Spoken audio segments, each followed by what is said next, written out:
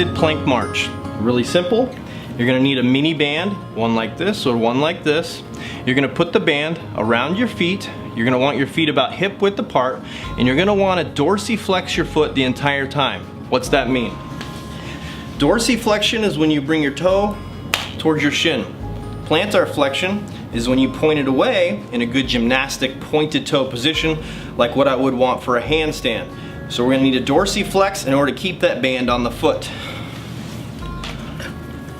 Just place it around the feet. And if I was doing this not on camera, I would be standing while I put it on my feet and then kneel down. So again, hip width apart.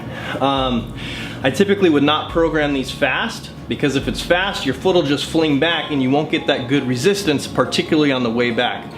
So generally go for a 1-to-1 tempo. Get in a good push-up position. I instruct to round the upper back and then bring that foot towards the same arm. 1, 1. You can see I'm not bringing the foot back to the other foot, or I lose the resistance this way. Bring it back to the hip width apart. That's it.